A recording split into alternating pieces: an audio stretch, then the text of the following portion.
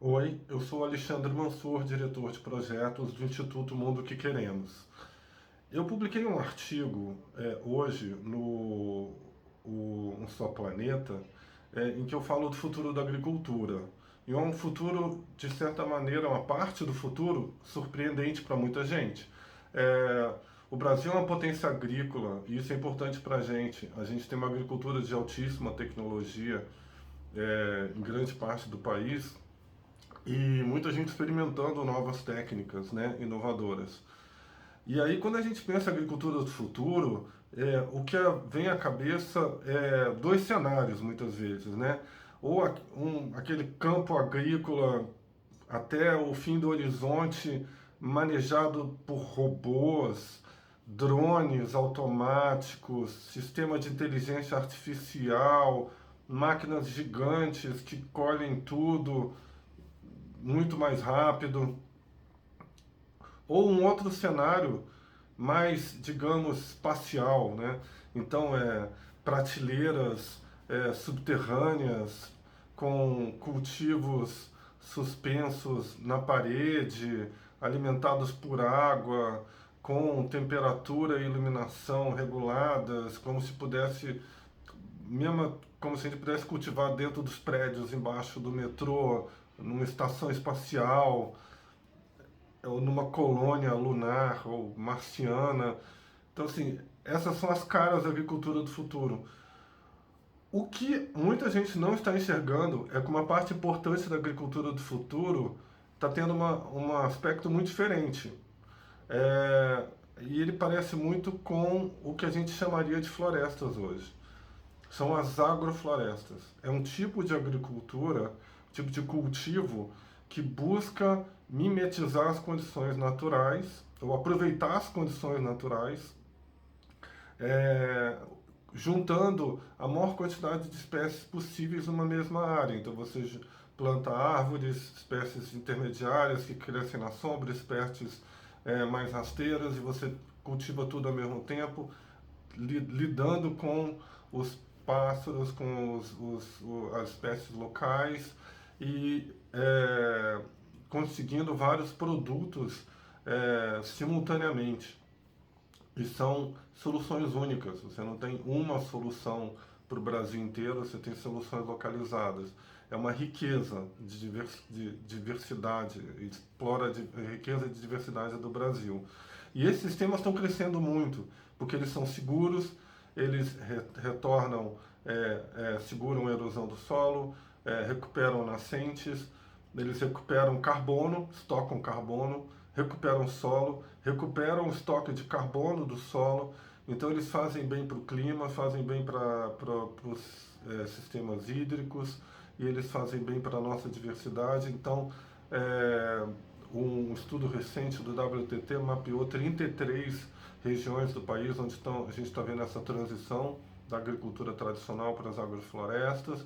Eles têm empresas especializadas em pegar áreas degradadas da Amazônia e transformar em agroflorestas com lucro, e não tão e elas conseguem estão buscando esse lucro só com a venda do produto. Não estão falando nem da venda do crédito de carbono ou de outros serviços ambientais. Então, existem empresas produzindo cacau de todas as formas, usando esses sistemas. Aliás, isso não deveria ser surpresa. Se a gente pensar, no auge do ciclo da borracha, o Brasil foi capaz de dominar o mercado global da matéria-prima para pneus, para dutos, para tudo industrial de borracha, com o látex da seringueira produzido na Amazônia. E a gente não derrubou uma árvore, a gente usou os sistemas florestais que produziam castanha, vários produtos, para produzir látex e produziam o suficiente para dominar o mundo. Por que a gente não manteve essa tecnologia? A gente também foi capaz de fazer isso com o cacau no passado. No auge do ciclo do cacau, naquela época do Jorge Amado, o Brasil dominava a produção de cacau do mundo e também não derrubava nenhuma árvore. O cacau crescia na sombra da Mata Atlântica. Ou seja, a gente já teve essa tecnologia. E existe um motivo pelo qual a gente não está vendo o crescimento dessas agroflorestas de forma mais evidente. Ela não salta aos olhos.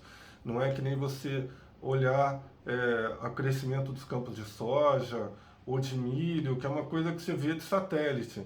A agrofloresta ela é discreta e a gente muitas vezes não reconhece ela. Inclusive, uma das dificuldades de medir a expansão dessa área é entender o que é isso. É, um aspecto interessante das agroflorestas é que elas são muito parecidas com as florestas nativas.